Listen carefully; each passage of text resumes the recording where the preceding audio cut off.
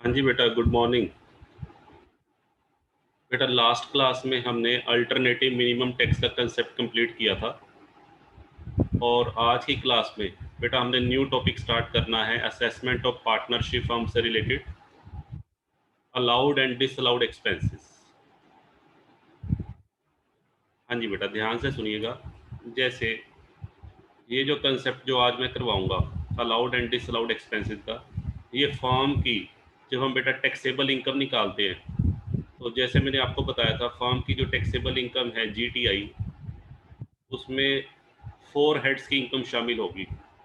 एक तो बेटा business and profession head, second one is house property head, then capital gain and then other sources. Firm के case में बेटा salary head नहीं बनेगा, ध्यान रखिएगा। तो सबसे पहले हम बेटा सीखेंगे बिजनेस एंड प्रोफेशन हेड की इनकम कैलकुलेट कैसे करनी है। बिजनेस एंड प्रोफेशन हेड की बेटा जब इनकम कैलकुलेट करते हैं तो आपको क्वेश्चन के अंदर फर्म का profit and loss count given होगा। ये बेटा सपोज करो फर्म का प्रॉफिट एंड लॉस काउंट है, ठीक है। अब जनरली जो प्रॉफिट एंड लॉस काउंट बेटा जो बनाया जाता है वो किसके प्रिंसिपल्स के अकॉर्डिंग बनाया जाता है? Accounting principle. अकाउंट्स जो मेंटेन किए जाते हैं उसके लिए बेटा अकाउंटिंग प्रिंसिपल्स को ध्यान में रखकर अकाउंट्स बनाए जाते हैं। तो यहाँ पर जितने भी एक्सपेंसेस दिखाए होंगे वो सारे अकाउंटिंग प्रिंसिपल्स के अकॉर्डिंग दिखाए होंगे। जितनी भी इनकम्स दिखाई होंगी सब अकाउंटिंग प्रिंसिपल्स के अकॉर्डिंग दिखाई होंगी, ठीक है जी। बट हो सकता है बेटा जो इनकम टैक्स डिपार्टमेंट है, income tax act income tax act का ओपिनियन बेटा कुछ अलग हो। इनकम टैक्स एक्ट का जो, हाँ जी बेटा, इनकम टैक्स एक्ट और अकाउंटिंग प्रिंसिपल्स दोनों बेटा आपस में क्लैश कर सकते हैं कई बार। ऐसे बहुत सारे खर्चे हैं जिनको अकाउंटिंग प्रिंसिपल्स तो अलाउड करते हैं, अकाउंट्स के नियम तो कहते हैं कि ये खर्चा बिजनेस इनकम में से लेस होना चाहिए, बट इनकम टैक्स के प्रोविज़न ये कहते हैं कि ये खर्चा बिजनेस इनकम में से लेस नहीं होगा। ऐसे ही बेटा इनकम्स हैं, ऐसी कुछ इनकम्स हैं जो according to accounting principles profit and loss account की क्रेडिट साइड में शो करनी चाहिए, बट इनकम टैक्स के प्रिंसिपल्स कहते हैं नहीं, ये income profit and loss account की क्रेडिट साइड में नहीं आएगी, ठीक है जी। तो कहने का मतलब अकाउंटिंग प्रिंसिपल्स और इनकम टैक्स के जो एक्ट के जो बेटा रूल्स हैं वो डिफरेंट हो सकते हैं कई पॉइंट्स पर। कुछ पॉइंट्स पे बेटा इनमें सिमिलरिटी भी होगी, कुछ पॉइंट्स पे दोनों सिमिलर भी होंगे, और कुछ पॉइंट बेटा ऐसे भी होंगे जहां पर इनके अंदर सिमिलरिटी की बजाय क्या होंगे, डिफरेंसेस होंगे। तो पहले हमें पता होना चाहिए कि ऐसे कौन कौन से पॉइंट्स हैं जहां पर इनकम टैक्स डिपार्टमेंट और अकाउंटिंग प्रिंसिपल सिमिलर है, और कहाँ कहाँ पर इन दोनों के बीच में बेटा क्या है, डिफरेंसेस हैं या क्लैश है। डिफरेंसेस कह लीजिए या क्लैशेस कह लीजिए या कॉन्ट्राडिक्शंस कह लीजिए। उसके बाद ही बेटा हम पार्टनरशिप फर्म की profit and gain from business and profession head की इनकम निकाल पाएंगे।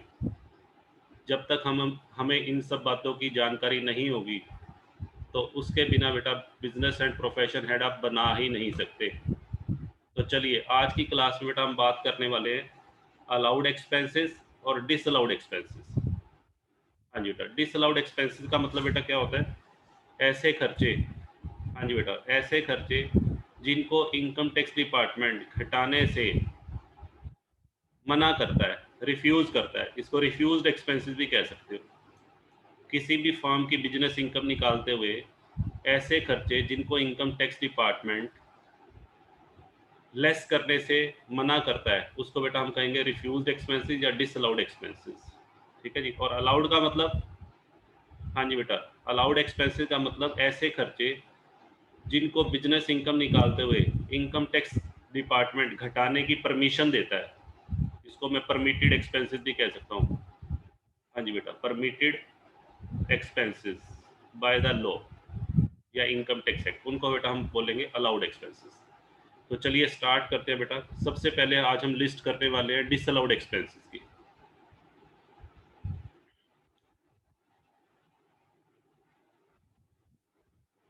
देखिए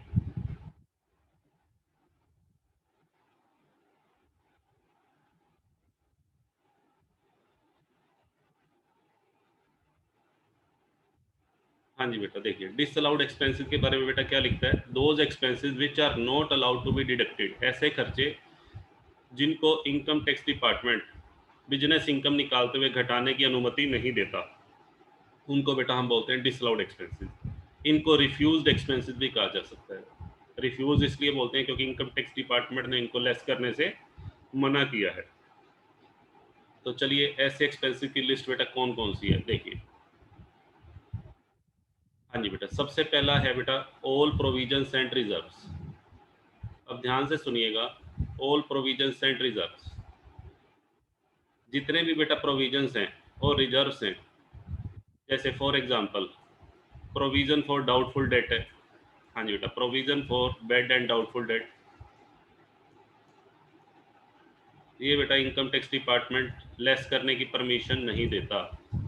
प्रोविजन फॉर टैक्सेशन है, प्रोविजन फॉर टैक्स, किसी भी तरह का बेटा कोई भी प्रोविजन हो, चाहे वो प्रोविजन फॉर टैक्सेशन है, चाहे प्रोविजन फॉर डाउटफुल डेट्स है, या प्रोविजन फॉर डेप्रिसिएशन है, या प्रोविजन फॉर कंटीजेंसीज है, उसको लेस नहीं करना। क्यों परमिशन नहीं देता बेटा, इसके पीछे लॉजिक क्या है वो भी सुन लीजिए। जितने भी बेटा जो प्रोविजंस होते हैं अकाउंट्स के अंदर, जो हम प्रोविजंस बनाते हैं, वो जनरली क्यों बनाते हैं? हाँ जी बेटा, वो बनाते हैं फ्यूचर लॉसेस को कवर करने के लिए। प्रोविज़न वो खर्चा होता है, प्रोविज़न बेटा वो खर्चा होता है जो फ्यूचर पे होना है, या वो उन लॉसेस के लिए, उन लॉसेस को कंपनसेट करने के लिए बनाए जाते हैं जो फ्यूचर में होने वाले। जैसे प्रोविज़न फॉर बैड डेट्स को ही ले लीजिए। Provision for bad and doubtful debt क्यों बनाया जाता है? ये बनाया जाता है कि फ्यूचर में अगर हमारे डेटर्स में से कुछ डेटर्स डूबने की आशंका है, तो उस लॉस को कंपनसेट करने के लिए ये प्रोविज़न बनाया जाता है। ऐसे तो बेटा क्या करेगा कोई भी बिजनेसमैन या कोई भी फर्म, कितना मर्जी प्रोविजन दिखा के अपनी टैक्सेबल इनकम को क्या कर लेगी, रिड्यूस कर लेगी, और उसको टैक्स कम देना पड़ेगा। तो इनकम टैक्स डिपार्टमेंट क्या कहता है, आप प्रोविजन दिखा ही नहीं सकते क्योंकि ये आपका करंट एक्सपेंडिचर नहीं है, ये फ्यूचर का एक्सपेंडिचर या फ्यूचर का लॉस है। ठीक है जी, तो फ्यूचर के एक्सपेंडिचर या फ्यूचर के लॉसेस को आप अभी क्यों दिखा रहे हैं? इससे तो बेटा गवर्नमेंट को नुकसान होगा ना। ऐसे तो कोई भी व्यक्ति या कोई भी बिजनेसमैन कितना मर्जी प्रोविजन दिखा के अपनी टैक्स लायबिलिटी से बच जाएगा, टैक्स लायबिलिटी की चोरी कर लेगा। ठीक है, तो इसीलिए प्रोविजंस जो हैं वो डिसअलाउड है। रिजर्व बेटा क्या होते हैं, किसी भी बिजनेस की इनकम को निकालते हुए अगर हम रिजर्व बेटा लेस करते हैं तो वो भी गलत है as per income tax act. Reserve क्या होते हैं बेटा, रिजर्व बनाए जाते हैं फाइनेंशियल पोजीशन को स्ट्रॉन्ग बनाने के लिए। किसी भी बिजनेस की फाइनेंशियल पोजीशन को स्ट्रॉन्ग बनाने के लिए हम रिजर्व बनाते हैं। ठीक है जी, अब रिजर्व जो बनाते हैं, जनरल रिजर्व हो गया। हाँ जी बेटा, रिजर्व आपने पढ़े हुए हैं, दो तरह के रिजर्व होते हैं, जनरल रिजर्व, स्पेशल रिजर्व। किसी तरह का भी कोई भी रिजर्व हो, चाहे वो जनरल रिजर्व है चाहे स्पेशल रिजर्व, ये बेटा एक तरह से बिजनेस की क्या है, ये तो सेविंग है, ये तो प्रॉफिट का वो हिस्सा है जो अलग से रखा गया है ताकि वो फ्यूचर में काम आ सके। तो इसको बेटा एक्सपेंस तो कह ही नहीं सकते, ये हमारे बिजनेस का खर्चा तो है ही नहीं। तो इनकम टैक्स डिपार्टमेंट कहता है इसको भी आप लेस नहीं कर सकते। ठीक है बेटा, अगर ये लेस किया हुआ है तो इसको बेटा वापस नेट प्रॉफिट में हम ऐड कर देंगे, क्योंकि पहले इसको लेस करने से नेट प्रॉफिट पे क्या असर पड़ा हो गया, नेट प्रॉफिट बेटा कम हो गया होगा, तो अब उसको ठीक करना पड़ेगा हमें। ठीक है, जैसे कहने का मतलब मेरा ये है, जैसे ये P&L अकाउंट दिया हुआ है सपोज कीजिए, और प्रॉफिट एंड लॉस अकाउंट की आपका यहाँ नेट प्रॉफिट दिया हुआ है, सपोज करो बेटा 50,000। ठीक है जी, और यहाँ पे लिखा हुआ है to provision for bad debts. बेटा प्रोविजन फॉर बैड डेट्स ये आपको दिया हुआ है, सपोज करो 5,000। ठीक है, तो प्रोविजन फॉर बैड डेट्स क्या है, डिसअलाउड है। प्रोविजन फॉर बैड डेट्स जो 5,000 है, इसको इनकम टैक्स डिपार्टमेंट डिसअलाउ करता है, जबकि ये P&L के अकाउंट की डेबिट साइड में दिखाया हुआ है एज पर अकाउंटिंग प्रिंसिपल। अकाउंटिंग प्रिंसिपल्स तो इसको अलाउ करते हैं, तो आपको क्या करना पड़ेगा, as per income tax provision ये डिसअलाउड है, तो 50,000 का नेट प्रॉफिट है उसमें बेटा ऐड कर देंगे। हमने एक्चुअल में इस प्रॉफिट को सही करना है बेटा, जो हमारा टैक्सेबल प्रॉफिट आएगा उसको सही करना है। तो 50,000 हमारा टैक्सेबल प्रॉफिट नहीं है, इसमें पहले 5,000 रुपीज़ हमें ऐड करने पड़ेंगे, जितने भी खर्चे बेटा डिसअलाउड होते हैं और डेबिट साइड में दिखाए जाते हैं, उनको हम वापस ऐड करेंगे, क्योंकि उनकी वजह से नेट प्रॉफिट क्या हो गया होगा, कम हो गया होगा, तो उसको ठीक करने के लिए हमें ऐड करना है। तो 55,000 बेटा ये हमारा एडजस्टेड नेट प्रॉफिट आ जाएगा। ऐसे ही बेटा रिजर्व के केस में करना है। तो ये बेटा सबसे पहली आइटम हो गई प्रोविजन एंड रिजर्व। चलिए बेटा सेकंड आइटम पे आ जाइए। हाँ जी बेटा, नेक्स्ट है income tax and wealth tax. हाँ जी बेटा सुनिएगा ध्यान से। फर्म की बेटा बिजनेस इनकम निकालते हुए सिर्फ वही टैक्सेस अलाउड है जो बिजनेस से रिलेटेड हो। टैक्स बेटा दो तरह के हो सकते हैं, सुनिए ध्यान से। एक होते हैं पर्सनल टैक्सेस, एक बेटा आपके होते हैं पर्सनल टैक्सेस, एक होते हैं बिजनेस से रिलेटेड टैक्सेस। हाँ जी बेटा सुनिएगा ध्यान से। पर्सनल टैक्सेस में बेटा कौन से आते हैं? इनकम टैक्स, आपने 11th क्लास में पढ़ा हुआ है, इनकम टैक्स को ड्राइंग्स माना जाता है। हाँ जी बेटा वेल्थ टैक्स, ध्यान से सुनिए, इनकम टैक्स और वेल्थ टैक्स। हाँ जी बेटा ये कैसे टैक्सेस हैं? ये बेटा पर्सनल टैक्सेस है। इनको लेस करने की इनकम टैक्स डिपार्टमेंट परमिशन नहीं देता। अगर प्रॉफिट एंड लॉस अकाउंट की डेबिट साइड में इनकम टैक्स दिखाया गया है या वेल्थ टैक्स है तो उसे डिसअलाउ कर देंगे। ठीक है। बिजनेस टैक्सेस बेटा कौन से होते हैं? जो बिजनेस से रिलेटेड है। हाँ जी बेटा, कस्टम ड्यूटी, कस्टम ड्यूटी है, कस्टम ड्यूटी कह लीजिए, या एक्सपोर्ट इंपोर्ट ड्यूटी। ठीक है बेटा। अच्छा, और एक्साइज ड्यूटी है। एक्साइज ड्यूटी बेटा किस पे लगती है? प्रोडक्शन पे लगती है। प्रोडक्शन पे लगने वाले टैक्स को बोलते हैं। कस्टम ड्यूटी लगती है एक्सपोर्ट इंपोर्ट पे। हाँ जी, एक्सपोर्ट पे और इंपोर्ट पे जो टैक्स लगता है उसे कस्टम ड्यूटी। एक्साइज ड्यूटी किस पे लगता है? प्रोडक्शन पे। ये बेटा प्रोडक्शन पे लगता है, ये भी बिजनेस से रिलेटेड है। ठीक है। जीएसटी है, जीएसटी बेटा सेल के टाइम पे लगता है। पहले इसका नाम सेल टैक्स या वैट था, अगर सेल टैक्स या वैट लिखा हुआ है वो भी अलाउ करेंगे। ठीक है बेटा। और एक बेटा ये भी है, सुनिए ध्यान से, एक होता है हमारा लोकल टैक्स। लोकल टैक्स भी बेटा अलाउड है। लोकल टैक्स का मतलब यहाँ पर क्या है? जो म्युनिसिपल टैक्स कह लीजिए। म्युनिसिपल टैक्स कौन से पोर्शन का? जिस पोर्शन में फार्म अपना बिजनेस रन कर रही है। मान लीजिए बेटा ये फार्म की बिल्डिंग है। हाँ जी बेटा ये फार्म की बिल्डिंग है और इस बिल्डिंग का आधा हिस्सा फार्म बिजनेस के लिए यूज़ कर रही है। पूरी बिल्डिंग फार्म अपने बिजनेस के लिए यूज़ नहीं कर रही, केवल हाफ पोर्शन, हाफ पोर्शन जो है ये बिजनेस के लिए यूज़ हो रहा है। और मान लीजिए इस बिल्डिंग के ऊपर कोई टैक्स लगा, लोकल टैक्स, म्युनिसिपल टैक्स जिसको आप बोलते हो, 10,000 रुपये लग गया, तो 10,000 का बेटा 50%, हाफ, वो अलाउड होगा। जो पोर्शन बिजनेस में यूज़ हो रहा है उसका जो भी म्युनिसिपल टैक्स चुकाया गया है या लोकल टैक्स चुकाया गया है वो बेटा अलाउड है और बाकी डिसअलाउड है। ये 5,000 रुपये तो बेटा अलाउड हो जाएंगे और बाकी बचे 5,000 वो डिसअलाउड हो जाएंगे। ठीक है। तो कहने का मतलब ये टैक्सेस बेटा जो मैंने यहाँ लिखे हैं, बिजनेस टैक्सेस, ध्यान से सुनना, ये सारे अलाउड हैं। इनको आप फार्म की बिजनेस इनकम निकालते हुए लेस कर सकते हैं। इनकम टैक्स डिपार्टमेंट इन सबको लेस करने की परमिशन देता है। और ये ऐसे खर्चे हैं, इनकम टैक्स और वेल्थ टैक्स ऐसे टैक्सेस हैं जो डिसअलाउड है। यदि ये प्रॉफिट एंड लॉस अकाउंट की डेबिट साइड में दिखाए गए हैं तो इनको वापस जोड़ देंगे, एडिड बैक। हाँ जी बेटा, एडिड बैक टू प्रॉफिट। और अलाउड एक्सपेंसेस यदि प्रॉफिट एंड लॉस अकाउंट की डेबिट साइड में नहीं दिखाए गए हैं तो बेटा इनको लेस कर देंगे। सिंपल सी बात है, जो खर्चा अलाउड है और लेस नहीं किया हुआ तो कर दो, और जो खर्चा अलाउड नहीं है और लेस किया हुआ है उसको बेटा वापस ऐड कर दो। ठीक है जी।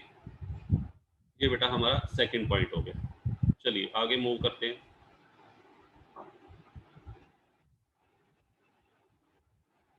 हाँ जी बेटा, थर्ड नंबर पे बेटा आ जाइए, गिफ्ट्स एंड प्रेजेंट्स। हाँ जी बेटा देखिए, गिफ्ट्स एंड प्रेजेंट्स, यदि किसी बिजनेसमैन ने या फर्म ने अपने प्रॉफिट एंड लॉस अकाउंट की डेबिट साइड में गिफ्ट्स एंड प्रेजेंट्स दिखाए हुए हैं तो वहाँ पे बेटा आपको चेक करना है कि वो गिफ्ट्स एंड प्रेजेंट्स कौन से हैं। अब ध्यान से सुनिए, गिफ्ट्स एंड प्रेजेंट बेटा दो तरह के हो सकते हैं। For advertisement purpose, for advertisement purpose आपने किसी को गिफ्ट या प्रेजेंट दी हो, और for non advertisement purpose, non advertisement purpose. काफ़ी सारे बिजनेसमैन या काफ़ी सारी कंपनीज या फर्म्स क्या करते हैं, अपने बेटा बिजनेस की एडवर्टीजमेंट के लिए गिफ्ट्स या प्रेजेंट्स बांटते हैं। गिफ्ट्स एंड प्रेजेंट्स का मतलब जैसे सपोज कीजिए आपने डायरीज बनवा ली। हाँ जी बेटा, कस्टमर में डिस्ट्रीब्यूट करने के लिए बेटा डायरीज बनवा लो या कैलेंडर बनवा लिए, ठीक है जी, या कोई और गिफ्ट दे दिया, किसी भी तरह का कोई गिफ्ट, ठीक है, अगर वो एडवर्टीजमेंट पर्पज से है, एडवर्टीजमेंट पर्पज से बेटा वो डिस्ट्रीब्यूट किया गया है, तो उसके ऊपर होने वाला जो भी खर्चा है उसको बिजनेस एक्सपेंस माना जाएगा और वो अलाउड है। बट कंडीशन ये है कि वो खर्चा बेटा कैपिटल नेचर का नहीं होना चाहिए, रिवेन्यू नेचर का होना चाहिए। मान लीजिए आपने एडवर्टीजमेंट पर्पज से कोई बहुत बड़ा बोर्ड लगवाया है जिसका 1 लाख 2 लाख रुपए खर्चा आ गया बेटा, ठीक है, बहुत सारी कंपनियां साइन बोर्ड लगवाती हैं जिनके अंदर लाइट भी लगी होती है, बड़े बड़े साइन, और बहुत कॉस्टली होते हैं वो, तो उनका जो खर्चा है वो अलाउड नहीं होगा, वो कैपिटल एक्सपेंडिचर है, उसके ऊपर बेटा डेप्रीसिएशन लगेगा, उसके ऊपर डेप्रीसिएशन लगाकर और डेप्रीसिएशन माइनस करेंगे। बट अगर आपने नॉर्मल खर्चा किया है, डायरीज छपवाई हैं, कैलेंडर छपवाए हैं, इस तरह के छोटे मोटे खर्चे आपने किए हैं, ठीक है, तो वो बेटा अलाउड है। और कोई भी ऐसा खर्चा जो आपने गिफ्ट्स एंड प्रेजेंट्स पे किया है और उसका पर्पज एडवर्टीजमेंट नहीं है, फॉर नॉन एडवर्टीजमेंट पर्पज, तो वो बेटा डिसअलाउड है। जैसे फॉर एग्जांपल डिसअलाउड में बेटा कौन से आ जाएंगे, जैसे मान लीजिए आपने अपने कस्टमर के बर्थडे पे गिफ्ट दे दिया, एक फार्म ने अपने कस्टमर को गिफ्ट दे दिया बर्थडे पे या उसकी एनिवर्सरी पे, मैरिज एनिवर्सरी पे, तो इस तरह के बेटा जो गिफ्ट्स हैं जो मैरिज एनिवर्सरी या बर्थडे पे दिए गए हैं, चाहे वो कस्टमर को दिए गए हों चाहे किसी रिलेटिव को दिए गए हों, वो डिसअलाउड है। इनकम टैक्स डिपार्टमेंट कहता है ये खर्चा डिसअलाउड होगा क्योंकि ये आपके बिजनेस से रिलेटेड नहीं है। हाँ, ये खर्चा जो एडवर्टीजमेंट के लिए किया ये आपके बिजनेस से रिलेटेड है, इसको मैं लेस करने की परमिशन दे देता हूँ, बट ऐसे खर्चों को लेस करने के लिए बेटा वो परमिशन नहीं देता। ठीक है जी, चलिए आगे मूव करते हैं। हाँ जी बेटा, नेक्स्ट है हमारा चैरिटी एंड डोनेशन। हाँ जी बेटा, ध्यान से सुनिएगा, बहुत इंपॉर्टेंट पॉइंट है चैरिटी एंड डोनेशन। इसको बेटा हम डिटेल में डिस्कस करते हैं। देखिए, चैरिटी एंड डोनेशन के बारे में बेटा क्या क्या बातें ध्यान रखनी है।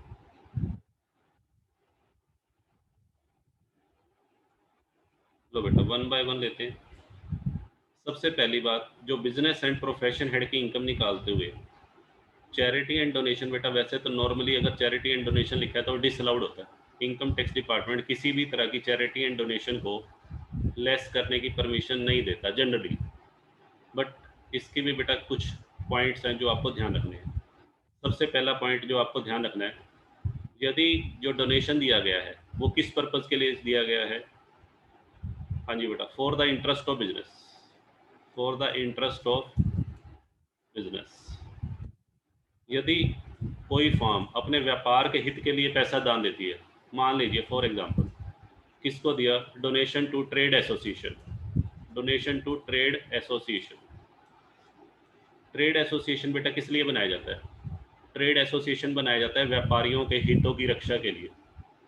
हर बिजनेस का नॉर्मली ट्रेड एसोसिएशन होता है, कपड़ा व्यापारियों का एसोसिएशन होता है, ठीक है जी, कोई भी बिजनेस हो या कोई भी प्रोफेशन हो, चार्टर्ड अकाउंटेंट है, सीए, सीए का जो है उनकी भी ट्रेड एसोसिएशन होती है, ठीक है, तो किसी भी तरह का कोई भी बिजनेस हो उसकी ट्रेड एसोसिएशन जनरली आज की डेट में होती ही होती है। रीज़न क्या है, ट्रेड एसोसिएशन किस लिए बनाए जाते हैं, व्यापारियों के हितों की रक्षा के लिए। यदि कल को उस व्यापार पर किसी तरह की कोई आंच आ रही है, कोई प्रॉब्लम आ रही है, तो उस प्रॉब्लम का सॉल्यूशन कौन निकालेगा, ट्रेड एसोसिएशन। तो ऐसे एसोसिएशन की मेंबरशिप लेना सही रहता है। और यदि उसको आपने कोई दान दिया है, यदि उसको बेटा आपने कोई सब्सक्रिप्शन दिया या डोनेशन दिया है, तो वो अलाउड है, ठीक है जी, क्योंकि वो आपने अपने बिजनेस के हित के लिए दिया। जैसे for example donation to chamber of commerce. Chamber of commerce बेटा एक एसोसिएशन का नाम है, chamber of commerce,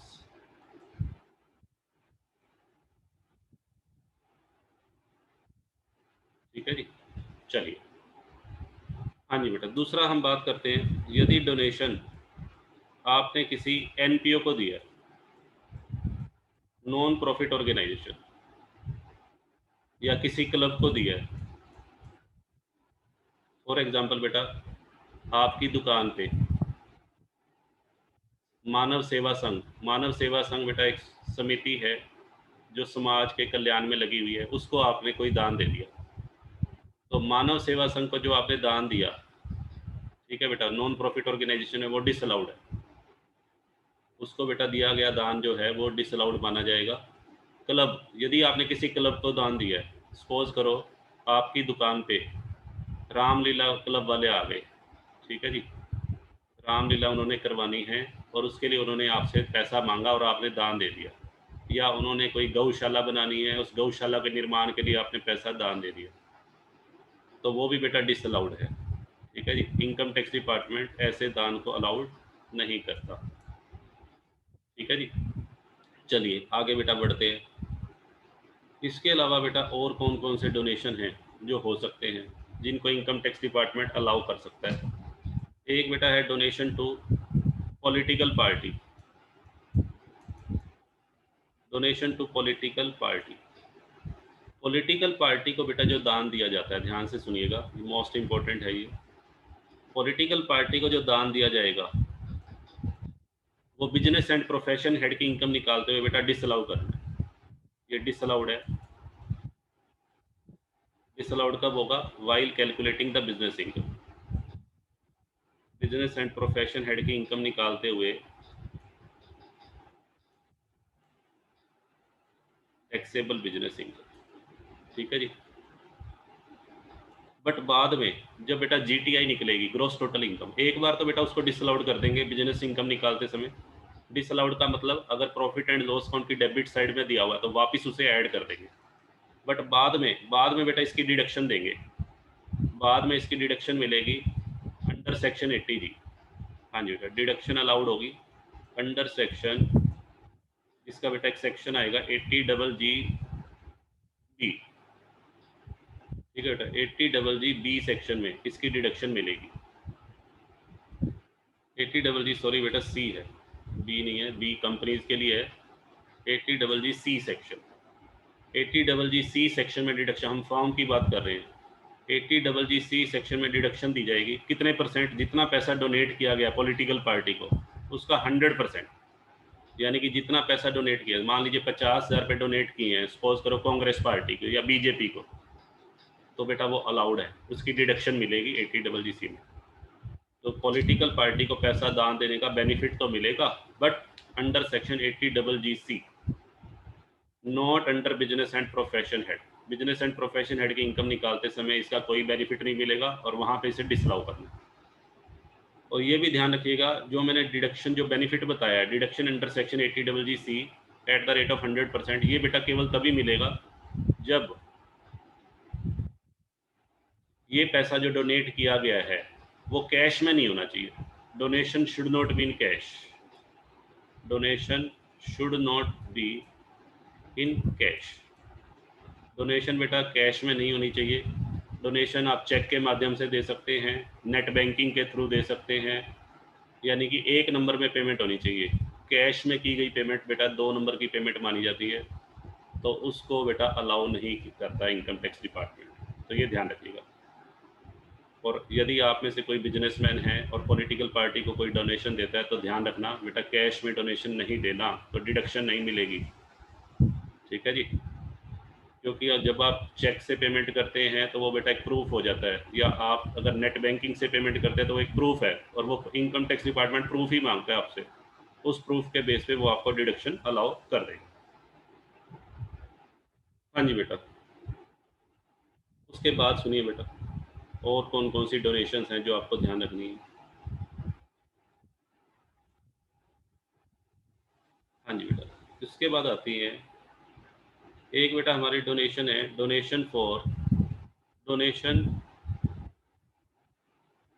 to a particular person. हाँ जी, donation to a particular person, यदि डोनेशन किसी विशेष व्यक्ति को दिया गया तो वो भी बेटा डिसअलाउड है। मान लीजिए आपने कोई डोनेशन दे दी, किसे दे दी? किसी पुअर स्टूडेंट को, किसी पुअर स्टूडेंट की आप हेल्प करना चाहते हो उसकी स्टडी में, और आपने उसकी स्टडी के लिए उसको 20,000 रुपये दे दिए, तो बेटा वो डिसअलाउड है, क्योंकि वो किसी व्यक्ति विशेष को दिया गया, किसी विशेष व्यक्ति को दिया गया दान, वो बेटा डिसअलाउड। ठीक है जी। और सुनिए, donation for the benefit of particular class और कम्युनिटी और कास्ट और रिलीजन। यदि आपने दान दिया है किसी विशेष वर्ग के लिए या किसी विशेष धर्म के लिए या किसी विशेष जाति के हितों की रक्षा के लिए, तो बेटा वो डिसअलाउड है। मान लीजिए आपने कोई दान दिया किसी विशेष वर्ग के लोगों के लिए, जैसे फॉर एग्जांपल आपने एक मंदिर को दान दिया, जिस मंदिर में केवल हिंदू जा सकते हैं, मुसलमान नहीं जा सकते, डिसअलाउड है।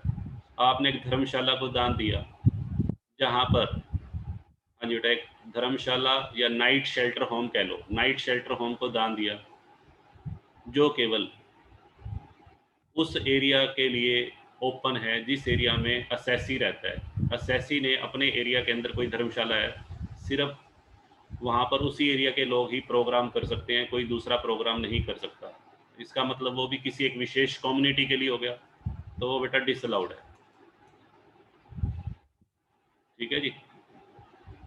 और सुनिए बेटा, और कौन कौन सी डोनेशन हो सकती है। अगर आपने डोनेशन दिया है इन काइंड, डोनेशन बेटा यदि काइंड में दिया गया है, काइंड का मतलब आपने बेटा किसी अनाथालय में जाके कपड़े बांट दिए, क्लोथ्स का डिस्ट्रीब्यूशन कर दिया, या आपने किसी स्कूल में जाकर बुक्स डिस्ट्रीब्यूट कर दी, या आपने एक महिला आश्रम में जाकर सीइंग मशीन डिस्ट्रीब्यूट कर दी। ठीक है, सिलाई की मशीनें डिस्ट्रीब्यूट कर दी। ये बेटा इनके ऊपर जो भी खर्चा आप करोगे वो डिसअलाउड है। इनकम टैक्स डिपार्टमेंट कहता है यदि आपने डोनेशन कैश में नहीं किया, काइंड में किया है, तो डिसअलाउड।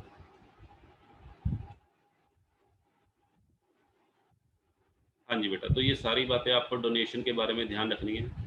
लो बेटा, कुछ एक डोनेशंस और हैं, उनकी चर्चा और करते हैं।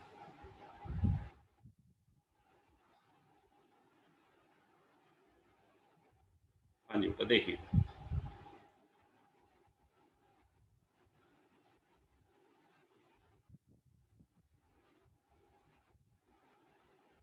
अगर मान लीजिए आपने बेटा डोनेशन दी है, किस पर्पज़ के लिए, डोनेशन फॉर रूरल डेवलपमेंट।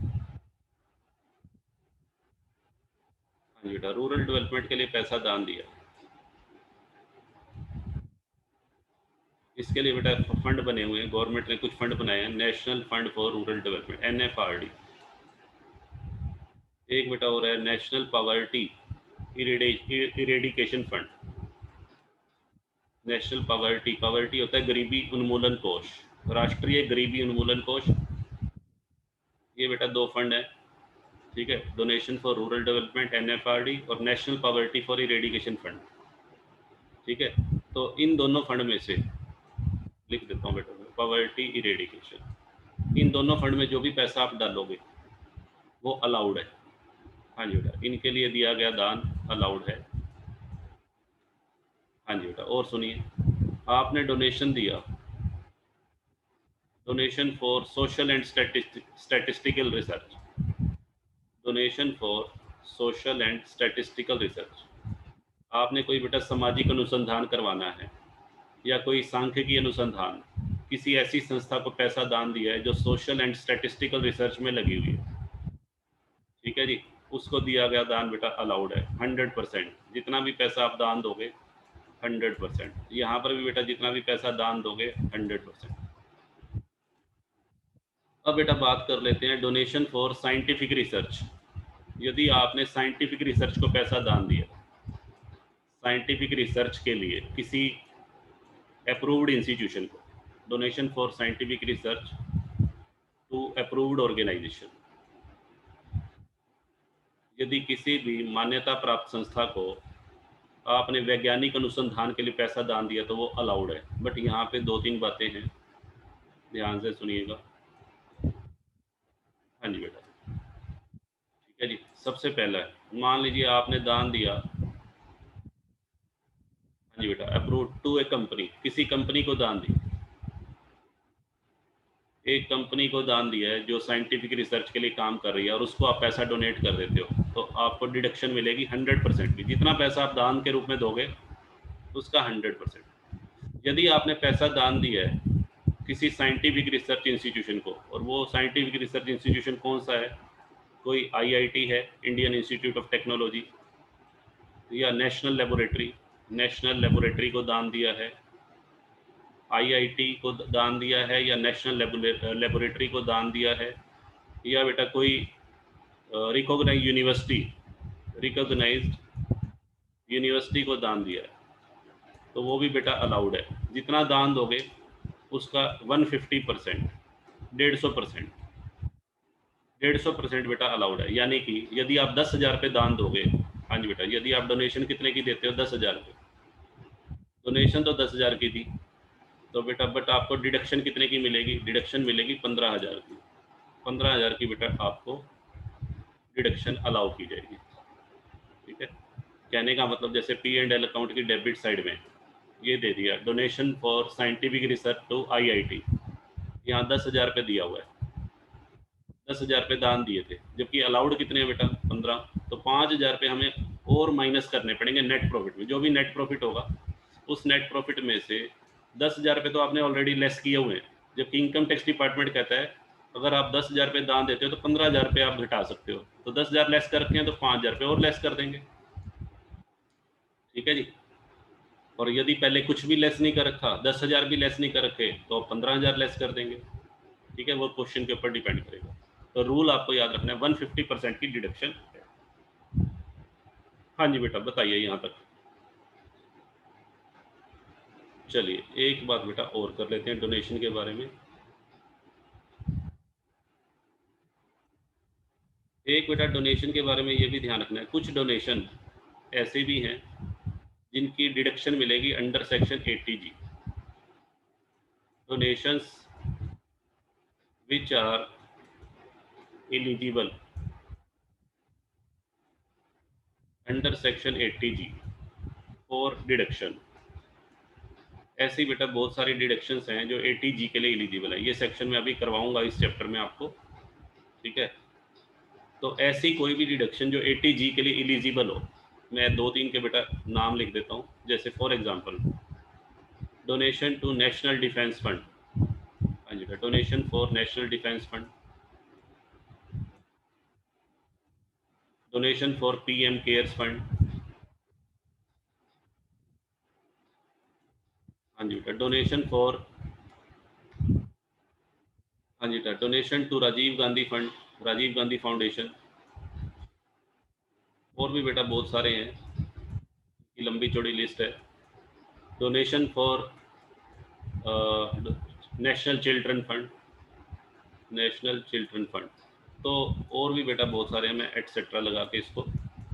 ऐसा कोई भी फंड जो सेक्शन 80G के लिए एलिजिबल है, यदि वो P&L की डेबिट साइड में दिखाया हुआ है, P&L की डेबिट साइड में बेटा दिखा दिया, यहाँ पे सपोज करो ये दिखा दिया टू नेशनल डिफेंस फंड, तो आपने बेटा उसे डिसअलाउ कर देना एक बार, बिजनेस इनकम निकालते हुए डिसअलाउ। हाँ जी बेटा, इसका क्या ट्रीटमेंट करना है, डिसअलाउ करना है, disallowed while calculating the taxable business income. ठीक है, बिजनेस एंड प्रोफेशन एड की इनकम निकालते हुए बेटा इसे डिसअलाउ कर देंगे। लेटर ऑन का मतलब बाद में बेटा इसकी डिडक्शन मिलेगी। Later on will be allowed as deduction under section 80G, बाद में इसकी डिडक्शन मिलेगी 80G में, एक बार उसको डिसअलाउड कर देंगे। दोनों जगह तो बेटा डिडक्शन मिल नहीं सकती, ऐसा तो कर नहीं सकते कि बिजनेस एंड प्रोफेशन हेड में भी डिडक्शन दे दें और 80G में भी डिडक्शन दे दें। अगर दोनों जगह डिडक्शन दे दी, दो जगह बेनिफिट दे दिया, तो गलत हो जाएगा। एक ही करदाता को, एक ही एसएससी को, एक ही काम के लिए आप दो जगह बेनिफिट नहीं दे सकते। तो इनकम टैक्स डिपार्टमेंट कहता है बिजनेस एंड प्रोफेशन हेड में हम अलाउ नहीं करेंगे, और अलाउड कहाँ पर करेंगे, 80G में। ठीक है जी। तो ये बेटा सारे पॉइंट्स आपने चैरिटी एंड डोनेशन से रिलेटेड रीड कर लेने हैं अच्छे से और इनके नोट्स बना लेना। 80G को हम डिटेल में भी डिस्कस करेंगे। चलिए आगे मूव करते हैं। कुछ बच्चों ने ये पॉइंट्स पढ़े भी हुए हैं लास्ट सेमेस्टर में बिजनेस एंड प्रोफेशन हेड में, तो उनका बेटा रिवीजन हो जाएगा। और कुछ बच्चों ने बिजनेस एंड प्रोफेशन हेड किया ही नहीं होगा लास्ट सेमेस्टर में, तो उनके लिए बेटा ये सारा लेक्चर चल रहा है। देखिए नेक्स्ट बेटा बात करते हैं कैपिटल लॉस की। किसी भी तरह का बेटा कोई कैपिटल लॉस हो, ध्यान से सुनिएगा, कोई भी कैपिटल लॉस है, कैपिटल लॉस को बेटा हिंदी में क्या बोलते हैं, पूंजीगत हानि। कैपिटल लॉस बेटा कौन से होते हैं, जैसे for example loss on sale of fix asset. आपने बेटा अपनी कोई फिक्स एसेट बेच दी, सपोज करो एक फर्म ने अपनी कोई पुरानी मशीन बेच दी, या फर्नीचर बेच दिया, या बिल्डिंग सेल कर दी, तो उस पर नुकसान हो गया, तो वो नुकसान बेटा बिजनेस एंड प्रोफेशन हेड की इनकम निकालते हुए डिसअलाउ किया जाएगा। ऐसे नुकसान की पूर्ति आप बिजनेस इनकम से नहीं कर सकते। Loss on sale of investment, एक पार्टनरशिप फर्म के पास किसी कंपनी के शेयर्स हैं, या एक पार्टनरशिप फर्म के पास गवर्नमेंट के बॉन्ड्स हैं और उनको बेचने से नुकसान हो गया, तो वो बेटा इस कैपिटल लॉस है, और इस तरह के लॉसेस को आप बिजनेस एंड प्रोफेशन हेड की इनकम निकालते हुए लेस नहीं कर सकते। ठीक है जी। तो ये डिसअलाउड है, लिखने की बेटा मुझे बार बार ज़रूरत नहीं है डिसअलाउड, क्योंकि यहाँ ऑलरेडी लिखा हुआ है। चलिए मैं फिर भी लिख देता हूँ, क्योंकि कई जगह पर कुछ खर्चे मैं अलाउड भी बता रहा हूँ, कौन कौन से अलाउड। चलिए हाँ जी बेटा आगे मूव करते हैं।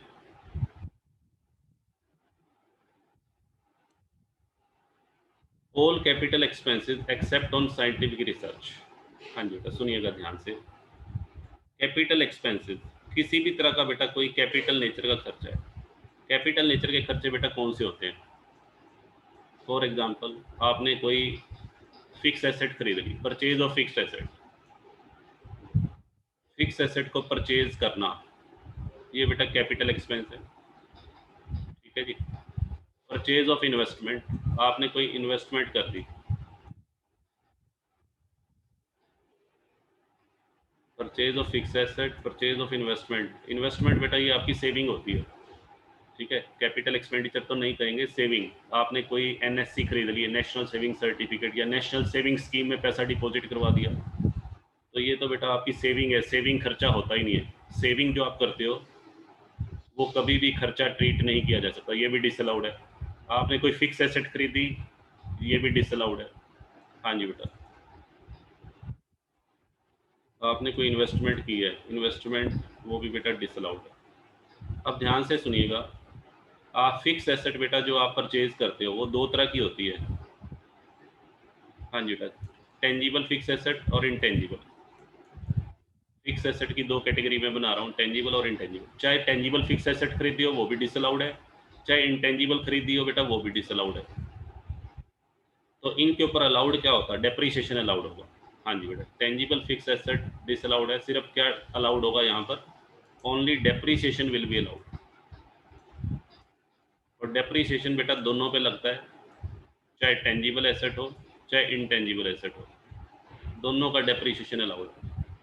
लास्ट सेमेस्टर में आपने पढ़ा था इंटेंजिबल एसेट के डेप्रीशिएशन के रेट मैंने आपको लिखवाए हुए हैं, वो बेटा मैं रिपीट करूँगा अभी आगे चलकर। तो डेप्रीशिएशन का जो भी रेट अलाउड है वो तो लेस होगा, बट जो आपने फिक्स एसेट की परचेज पे खर्चा किया हुआ है वो डिसअलाउड है। जैसे फॉर एग्जांपल, लो बेटा मैं आपको करके दिखाता हूँ। मान लीजिए प्रॉफिट एंड लॉस अकाउंट की डेबिट साइड में लिखा हुआ है to patent right purchased. Suppose करो ये खरीदा, एक फर्म है, उस फर्म ने कोई पेटेंट राइट खरीदा है। कितने रुपए का पेटेंट राइट खरीदा बेटा, 1 लाख का। और इस पेटेंट राइट का खर्चा P&L की डेबिट साइड में दिखाया हुआ है, और लास्ट में बेटा फर्म का नेट प्रॉफिट आया 70,000 रुपये। ये फर्म का नेट प्रॉफिट आया। ठीक है, after showing the amount spent on purchase of patent right. अब ध्यान से सुनिएगा इसका ट्रीटमेंट कैसे होगा। पहली बात, पेटेंट राइट बेटा किस तरह का खर्चा है? कैपिटल नेचर का खर्चा है, और कैपिटल नेचर का कोई भी खर्चा हो वो क्या होता है? डिसअलाउड। तो आप इसको ऐसे शो करेंगे, net profit 70,000 plus patent right का जो खर्चा बेटा कैपिटल नेचर का है वो डिसअलाउड है, तो उसको ऐड कर देंगे। कितना खर्चा हुआ है? 1,00,000, 170, और लेस बेटा डेप्रीशिएशन। पेटेंट राइट पे डेप्रीशिएशन जरूर अलाउड है, इंटेंजिबल एसेट है पेटेंट राइट, और इंटेंजिबल एसेट के ऊपर डेप्रीशिएशन का रेट 25% है, तो 25% बेटा डेप्रीशिएशन लेस कर दो। 1,00,000 का 25% बेटा कितना बनेगा? 25,000, तो ये लेस कर देंगे। तो फर्म की बिजनेस इनकम कितनी मानी जाएगी? जो टैक्स के लिए एलिजिबल अमाउंट है वो बेटा कितना होगा? 1,45,000, ये आ जाएगा। तो इस तरीके से आपने एडजस्टमेंट करनी है, जो अमाउंट डिसअलाउड है उसे ऐड कर दो, और जो अलाउड होना चाहिए वो लेस कर दो। अगर पेटेंट राइट की बजाय मान लो बेटा यहाँ कार होता है, टू कार खरीदी, तो कार खरीदी वो तो ऐड हो जाएगा, और कार के ऊपर बेटा डेप्रीशिएशन लगता है 15%, वो लेस कर देंगे। ऐसे ही मान लो कोई फर्म है जिसने बुक्स खरीदी हैं अपने प्रोफेशन के लिए, जैसे चार्टर्ड अकाउंटेंट है, चार्टर्ड अकाउंटेंट ने अपने प्रोफेशन के लिए बुक्स परचेज की और उसने बुक्स का खर्चा दिखाया हुआ है, वो तो ऐड हो जाएगा। बुक्स के ऊपर बेटा 40% 40% डेप्रीशिएशन होता है, वो अलाउड हो जाएगा। ठीक है, तो आगे मैं डेप्रीशिएशन के सारे रेट्स आपको डिक्टेट करवा दूंगा, आप बस लेक्चर देखते रहिए। हाँ जी बेटा, चलिए आगे मूव करते हैं। हाँ जी बेटा, नेक्स्ट है expenses relating to purchase of capital assets. अभी बेटा वही लिस्ट चल रही है डिसअलाउड की। Expenses relating to purchase of capital asset, यदि आपने कोई भी कैपिटल एसेट खरीदी है, जैसे मान लीजिए बेटा मैंने अपने बिजनेस के लिए मशीन खरीदी, अपने बिजनेस के लिए मशीन खरीदी 2,00,000 की, उस मशीन को लाने पर जो ट्रांसपोर्ट का खर्चा लग गया, उस मशीन को बेटा लाने पे 20,000 रुपये तो मशीन को लाने पे खर्च हो गए, प्लस उसकी बेटा फिर इंस्टॉलेशन करवाई, इंस्टॉलेशन का खर्चा लग गया 5,000 रुपये बेटा इंस्टॉलेशन पे लग गए। ठीक है जी, तो कहने का मतलब कोई भी आप फिक्स एसेट परचेज करते हैं उससे रिलेटेड जितने भी खर्चे हुए हैं वो ऐड कर देंगे। तो ये बेटा 2,35,000 हो गया। तो प्रॉफिट एंड लॉस अकाउंट की डेबिट साइड में चाहे ये वाला अमाउंट दिखाओ, ये अमाउंट दिखाओ, ये अमाउंट दिखाओ, सारे डिसअलाउड है। हाँ, मशीन के ऊपर डेप्रीशिएशन अलाउड होगा। ये बेटा 2,35,000 रुपये अगर प्रॉफिट एंड लॉस अकाउंट की डेबिट साइड में दिखाए हुए हैं तो वापस जोड़ देना, क्योंकि ये सारा अमाउंट डिसअलाउड है। रीज़न क्या है? ये कैपिटल नेचर का है। तो इस 2,35,000 पे क्या लगेगा? डेप्रीशिएशन लगेगा, और मशीनरी के ऊपर डेप्रीशिएशन का रेट 15% होता है। ठीक है, हालांकि इसमें एक एडिशनल रेट भी मैं बताऊंगा, मशीनरी के ऊपर एडिशनल रेट से डेप्रीशिएशन भी लगता है अगर वो किस पर्पज़ के लिए खरीदी गई हो, प्रोडक्शन के लिए, बट अभी जो नॉर्मल रेट है वो 15%। तो ये बेटा ध्यान रखना है, चाहे आपने कैपिटल एसेट खरीदी हो, चाहे कैपिटल एसेट की परचेज से संबंधित कोई खर्चा किया हो, जैसे ट्रांसपोर्ट का, इंस्टॉलेशन का, वो भी डिसअलाउड होगा।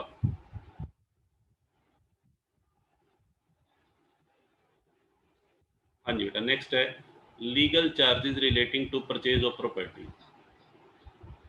हाँ जी बेटा, यदि आपने कोई प्रॉपर्टी खरीदी है और उससे रिलेटेड लीगल एक्सपेंसेस पे किए, जैसे मान लीजिए लीगल चार्जेस। हाँ जी बेटा, सुनिएगा ध्यान से। बिजनेस के अंदर बेटा लीगल चार्जेस कई तरह के हो सकते हैं। ठीक है, जैसे मान लीजिए आपने लीगल चार्जेस किए for recovery of bad debts. आपने किसी कस्टमर को उधार सामान बेचा था और आपका पैसा डूब गया, और आपने उस कस्टमर के अगेंस्ट बेटा क्या लिया? लीगल एक्शन लिया। ठीक है, और आपने उस पैसे की रिकवरी के लिए बेटा वकील को फीस दी है, लीगल चार्जेस पे किए हैं, ये अलाउड है। ठीक है जी, बिजनेस के अंदर ये खर्चा बेटा बिजनेस इनकम को कमाने के लिए ज़रूरी है, इस तरह के खर्चे बिजनेस में होते रहते हैं, तो ये अलाउड है लीगल चार्जेस। ठीक है, परंतु आपने जो लीगल चार्जेस अगर पे किए हैं, अगर वो किससे रिलेटेड है? Relating to fix asset. आपने बेटा कोई फिक्स एसेट खरीदी, सपोज करो आपने बेटा कोई बिल्डिंग खरीदी है,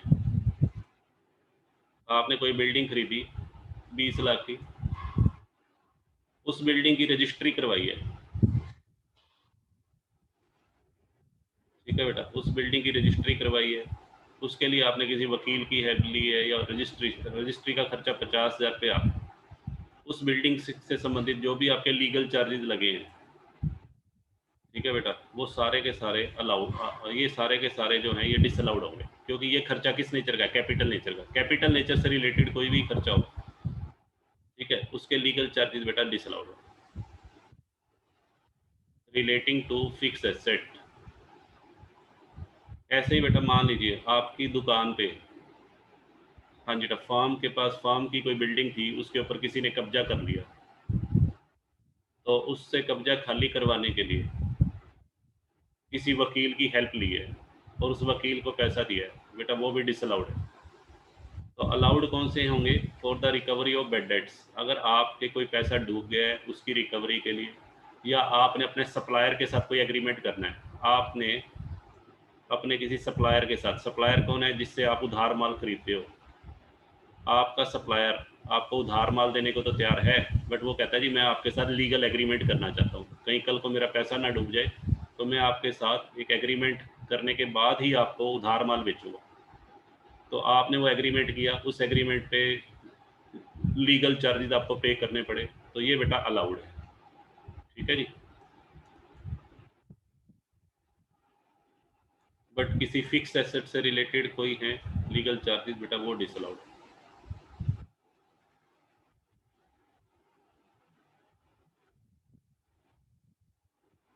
हाँ जी बेटा, expenditure on acquiring patent right, copyright, technical ना हो, ये बेटा मैं ऑलरेडी बता चुका हूँ, ये सारी इंटेंजिबल एसेट्स हैं, और इंटेंजिबल एसेट्स के ऊपर बेटा डेप्रीसिएशन अलाउड होगा।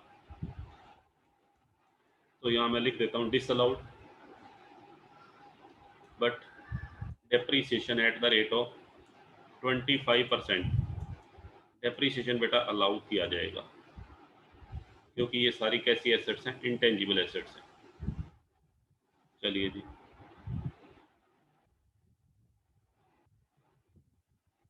हाँ जी बेटा, नेक्स्ट आगे मूव करते हैं। नेक्स्ट बेटा क्या है, डिसअलाउड एक्सपेंसेस, अभी कंप्लीट नहीं हुए जी, चलने देते हैं इसे। Expensive related to other heads of income, हाँ जी बेटा ध्यान से सुनिएगा, expensive related to other heads of income का मतलब क्या है, जैसे मान लीजिए ये पी एंड एल अकाउंट है आपका,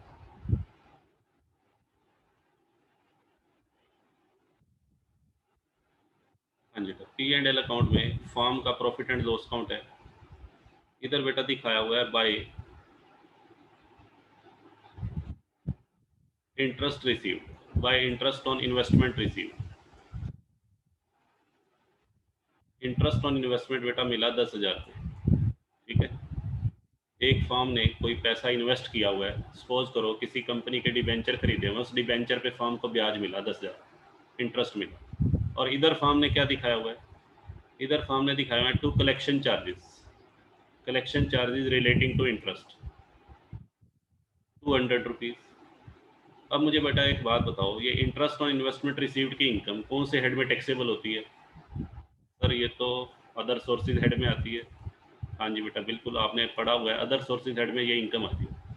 तो ये जो खर्चा है, ये जो इंटरेस्ट है, ये किसी बैंक के थ्रू कलेक्ट किया है, और बैंक ने बेटा 200 रुपये कलेक्शन चार्जेस लिए, तो ये जो चार्जेस की डिडक्शन, डिडक्शन भी कहाँ पर मिलेगी, अदर सोर्सेज हेड में, क्योंकि इनकम बेटा अदर सोर्सेज की है, तो खर्चा भी कौन से हेड में अलाउड होगा, अदर सोर्सेज। तो ये यहाँ पे हम बात कर रहे हैं बिजनेस एंड प्रोफेशन हेड में अलाउड होगा या नहीं, तो बिजनेस एंड प्रोफेशन हेड की इनकम निकालते हुए अगर कलेक्शन चार्जेस दिखाए तो disallowed.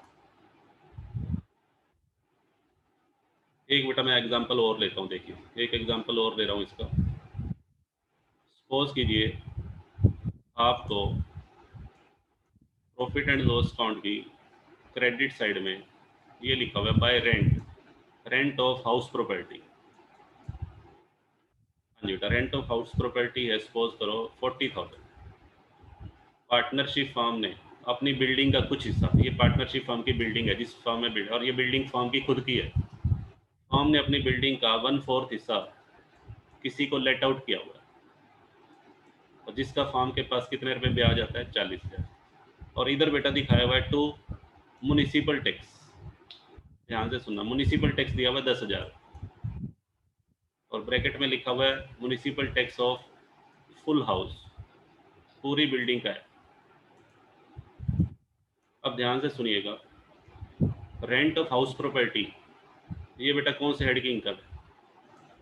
Rent of house property head की इनकम है। एक तो ये इनकम जो P&L की क्रेडिट साइड में दिखाई हुई है ये लेस हो जाएगी।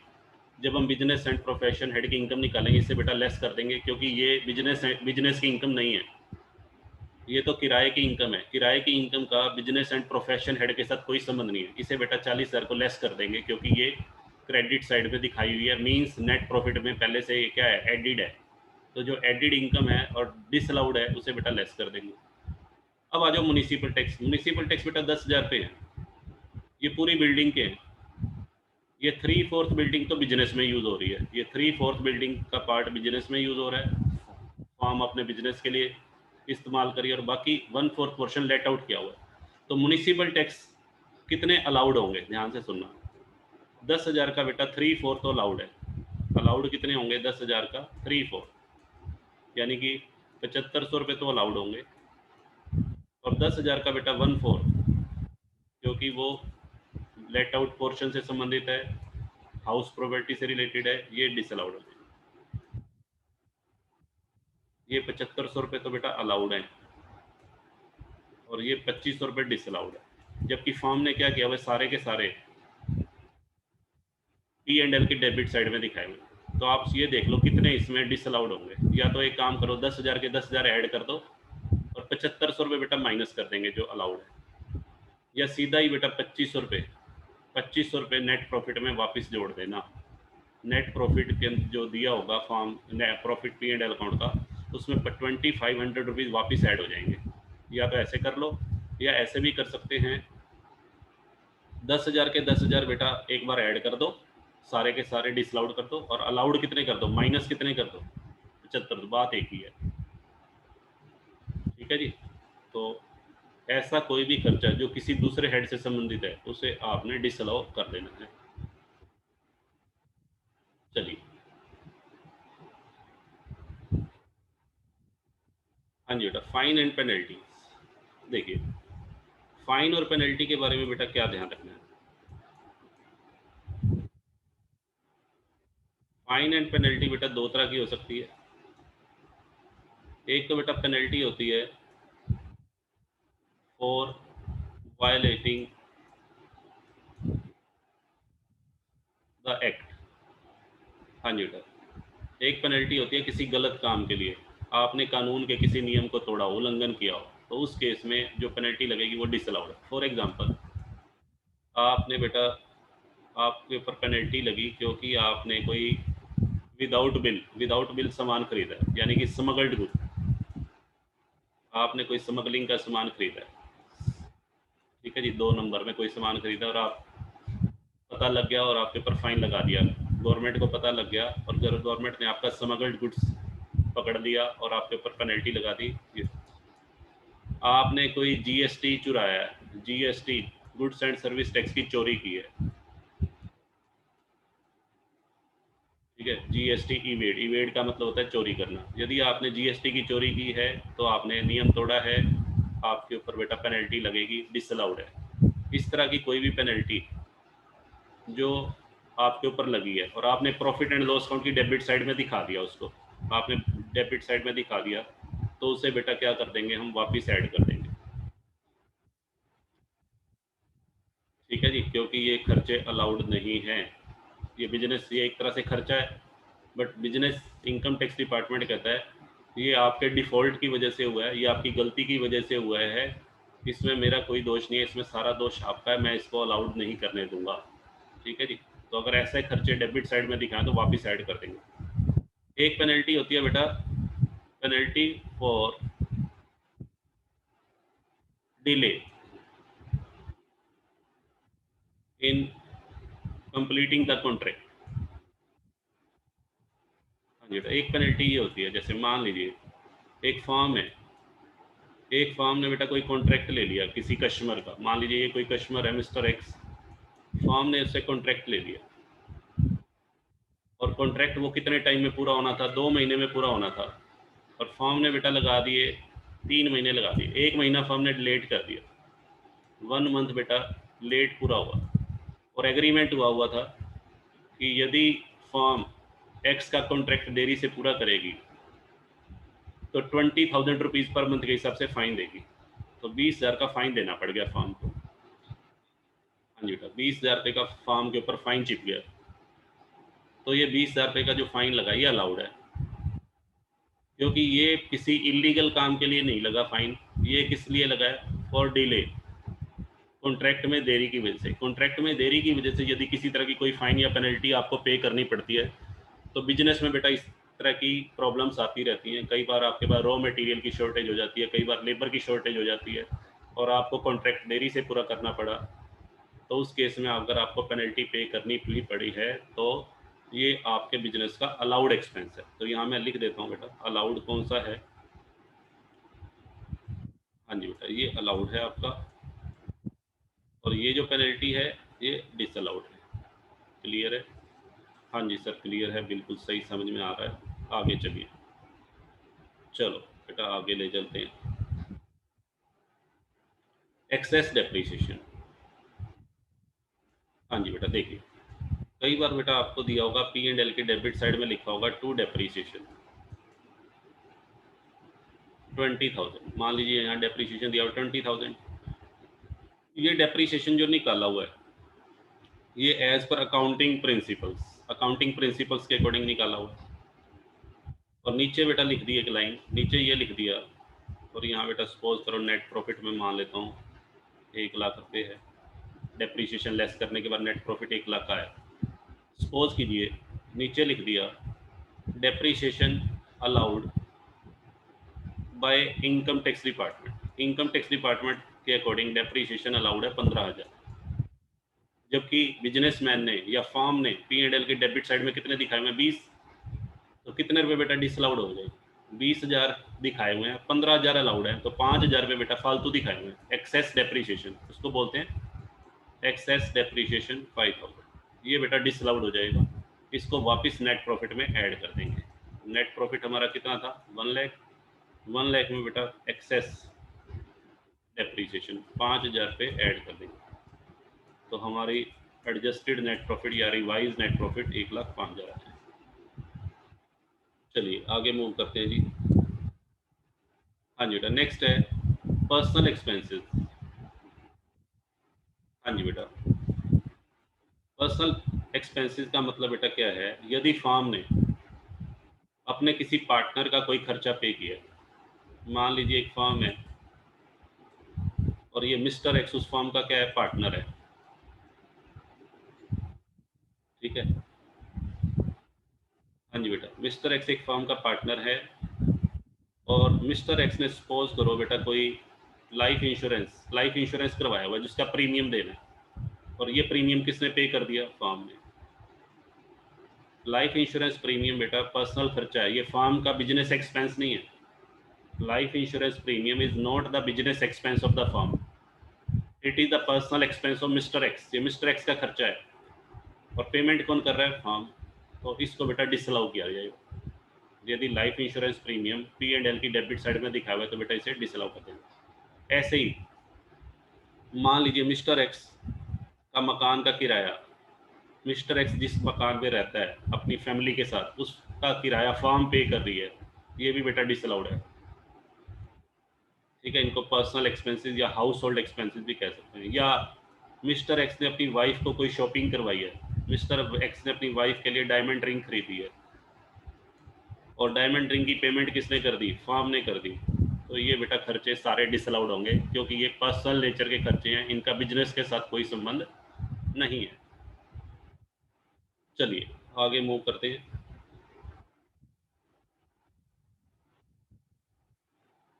Access bad debts.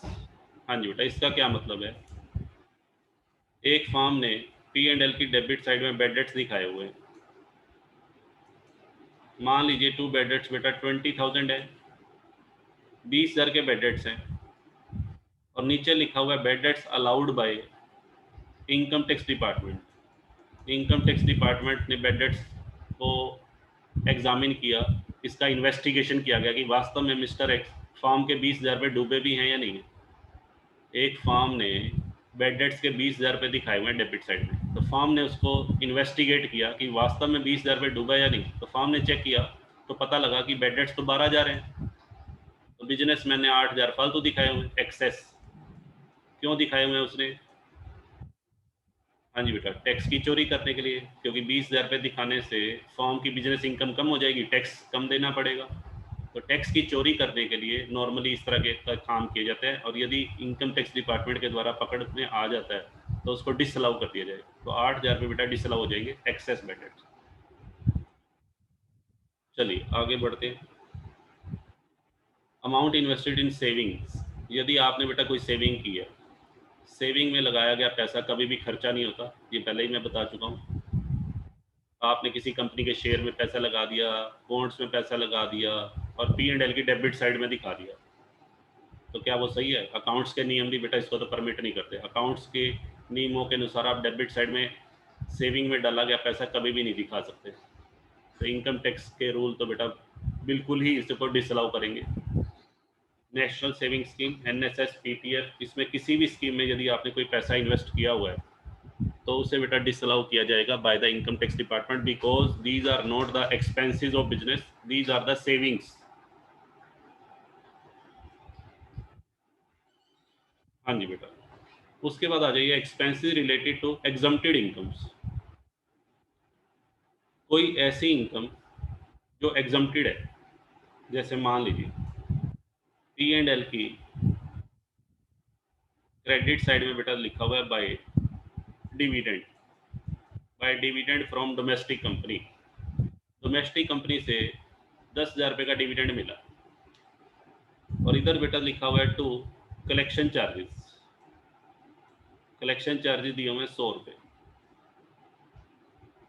हाँ जी बेटा, फॉर्म के पास किसी कंपनी के शेयर थे और कंपनी से कितना डिविडेंड मिला? 10,000। पहली बात तो बेटा मुझे एक बात बताइए, डिविडेंड की इनकम टैक्सेबल होती है या एग्जम्प्ट होती है?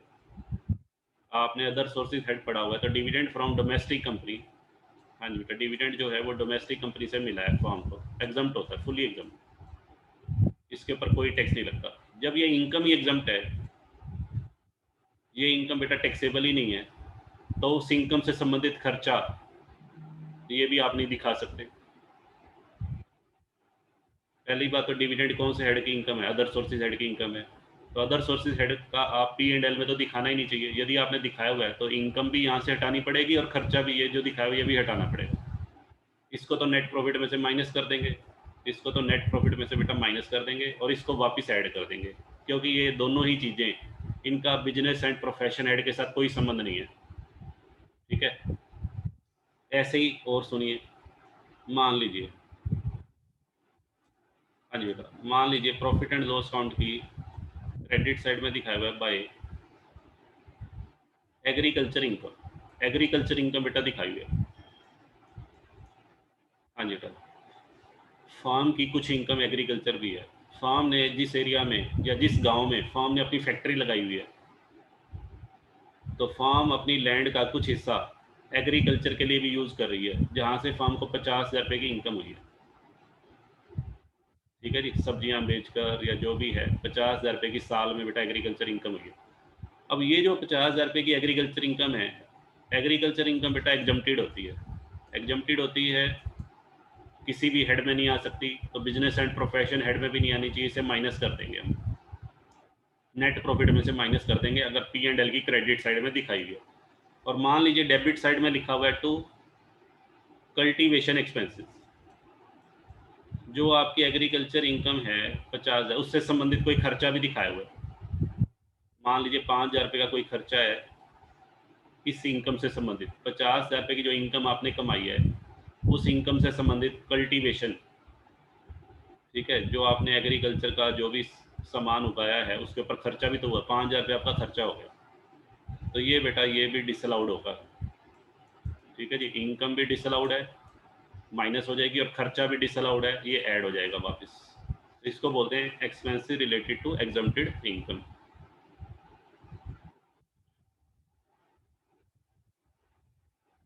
हाँ जी बेटा, उसके बाद बात कर लेते हैं स्पेक्यूलेशन लॉस। स्पेक्यूलेशन बेटा क्या होता है? सट्टा, सट्टे की वजह से कोई नुकसान हुआ है। जैसे मान लीजिए एक फार्म है, एक फार्म दो टाइप का बिजनेस कर रही है। फार्म का एक तो गारमेंट्स का बिजनेस है और दूसरा फार्म का शेयर्स का बिजनेस है, शेयर्स का या गोल्ड का कह लीजिए, ठीक है जी। और ये जो बिजनेस है शेयर्स और गोल्ड वाला, ये स्पेक्यूलेशन है, ये सट्टे का बिजनेस है। और ये नॉन स्पेक्यूलेशन, गारमेंट्स का बिजनेस है नॉन स्पेक्यूलेटिव बिजनेस, और ये स्पेक्यूलेशन बिजनेस है।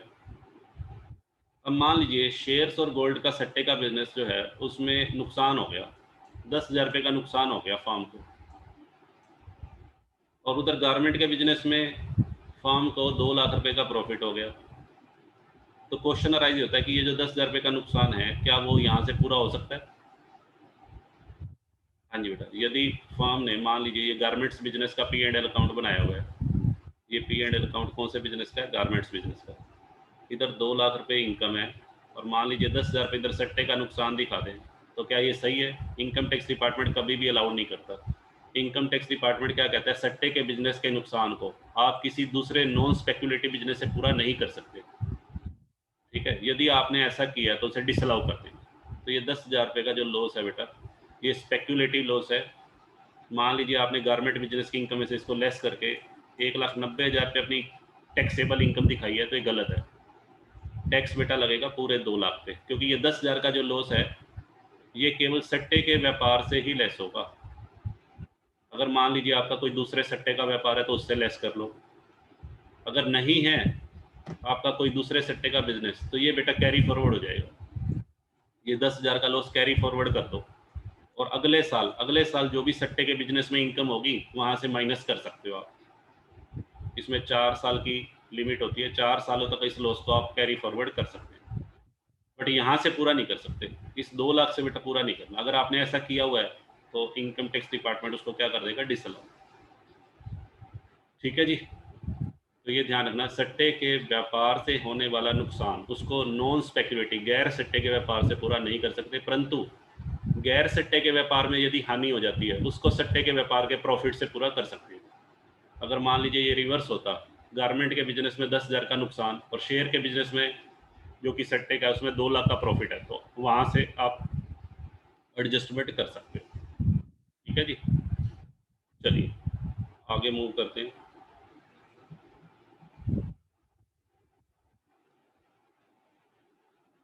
हाँ जी बेटा, लीगल एक्सपेंसेस। हाँ जी बेटा, कोई लीगल एक्सपेंसेस पे किया फर्म ने। मान लीजिए बेटा ये कोई फर्म है और उस फर्म का एक पार्टनर है मिस्टर एक्स। मिस्टर एक्स ने बेटा कोई कस्टमर का मर्डर कर दिया, किसी कस्टमर के साथ बहस ज़्यादा हो गई और मिस्टर एक्स टॉलरेट नहीं कर पाया, उसने मर्डर कर दिया। और वक्त अब उसके ऊपर मुकदमा चल रहा है, कोर्ट केस चल रहा है। मिस्टर एक्स के ऊपर जो मर्डर से रिलेटेड बेटा कोर्ट केस है उसका खर्चा सारा फर्म दे रही है, तो ये अलाउड नहीं है। इनकम टैक्स डिपार्टमेंट मान लीजिए 20,000 रुपये का खर्चा हो गया कोर्ट केस में, तो ये डिसअलाउड होगा। इसको वापस ऐड कर देंगे यदि नेट प्रॉफिट, यदि प्रॉफिट एंड लॉस अकाउंट की डेबिट साइड में शो किया हुआ है तो। ठीक है, क्योंकि ये बिजनेस से रिलेटेड नहीं है, ये क्रिमिनल केस होगा। या कोई मान लीजिए मिस्टर एक्स का बेटा अपनी वाइफ के साथ डिवोर्स का केस चल रहा है, मिस्टर एक्स का अपनी वाइफ के साथ डिवोर्स का केस चल रहा है और उस डिवोर्स के केस में कोर्ट केस में खर्चा हो गया 20,000। ये भी बेटा पर्सनल केस है, इस तरह के केसेस पे किया गया खर्चा वो फर्म का बिजनेस एक्सपेंस नहीं है, ये पार्टनर का व्यक्तिगत खर्चा है।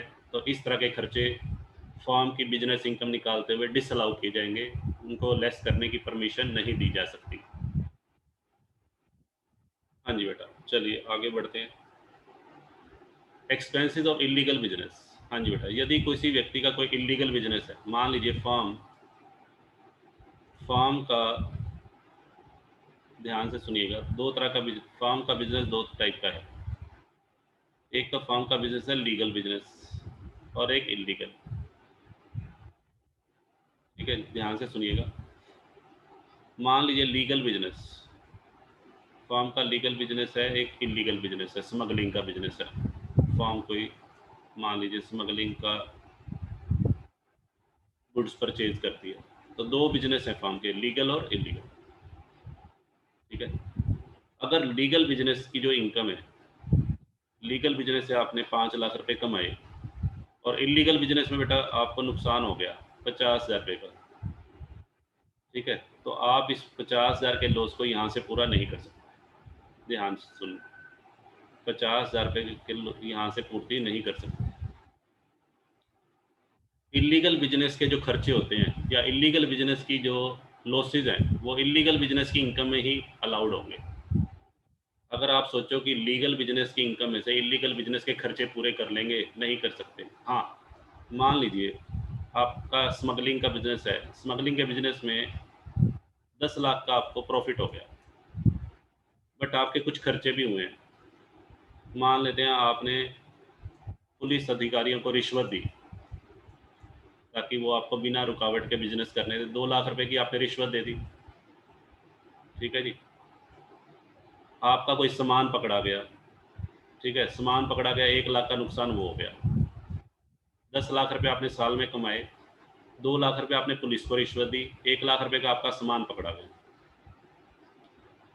तो ये खर्चे बेटा 2 लाख और 1 लाख अलाउड हैं, माइनस कर सकते हो इस 10 लाख में से, यानी कि 7 लाख रुपए पे बेटा टैक्स देना पड़ेगा आपको। परंतु ये ध्यान रखना, इलीगल बिजनेस का कोई भी खर्चा या कोई भी लॉस यहाँ से लेस नहीं कर सकते लीगल बिजनेस। अगर वहाँ आपने दिखाया हुआ है P&L की डेबिट साइड में, तो डिसअलाउ कर दिया जाएगा। ठीक है जी, चलिए आगे मूव करते हैं।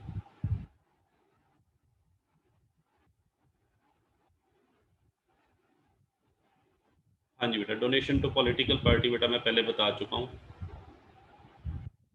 Fees pay to lawyer for drafting the partnership deed, इसकी चर्चा बेटा आगे करेंगे हम, अभी बात नहीं करते इसके बारे में, आगे हम जब बात करेंगे अप्रोप्रिएशन के बारे में। हाँ जी बेटा, नेक्स्ट है प्रीलिमिनरी एक्सपेंसेस। प्रीलिमिनरी एक्सपेंसेस के बारे में ये ध्यान रखना है। प्रीलिमिनरी एक्सपेंसेस का मतलब क्या होता है, आपने कोई बिजनेस इस्टेब्लिश किया है, फर्म का बिजनेस स्टार्ट होने से पहले जो आपने खर्चे किए। ठीक है, इस टर्म से बेटा आप अच्छी तरह से परिचित हो, प्रीलिमिनरी एक्सपेंसेस में क्या क्या आता है। तो यहाँ पे हम सिर्फ बात करेंगे कितना अलाउड होगा, कितना डिसअलाउड होगा। प्रीलिमिनरी एक्सपेंसेस का ये रूल है, जो भी खर्चा होता है वो 5 किस्तों में अलाउड होगा, 5 इंस्टॉलमेंट में। ठीक है, जैसे मान लीजिए एक फॉर्म है, उसके प्रीलिमिनरी एक्सपेंसेस हो गए 20,000, तो 20,000 को बेटा 5 किस्तों में अलाउड करना है। तो सपोज करो यहाँ 4,000 अलाउड होना चाहिए, और P&L की डेबिट साइड में मान लो दिखाए हुए हैं 20 के 20 दिखा दिए, 20,000 रुपये फॉर्म ने दिखा दिए, जबकि अलाउड कितने हैं 4। As per income tax norms 4,000 रुपये डेबिट साइड में आने चाहिए, और P&L की डेबिट साइड में दिखाए कितने में 20,000, कितने फालतू दिखाए हुए, 16,000 रुपये बेटा ज़्यादा दिखाए हुए, इसे डिसअलाउड कर देंगे। कहने का मतलब प्रीलिमिनरी एक्सपेंसेस 4/5 पोर्शन ये डिसअलाउड है, 1/5 तो अलाउड है, 5वां हिस्सा तो अलाउड है, बट बाकी बचा हुआ 80% कह लो या 4/5 वो डिसअलाउड होगा। ठीक है, 20,000 का बेटा 20% कह लो या 1/5 ये तो अलाउड है, 20,000 का 20% यही आएगा 4,000, ये तो अलाउड कर दो, बाकी 80% डिसअलाउड। रीजन साफ है, as per income tax no the amount of preliminary expenses can be adjusted in 5 instalment.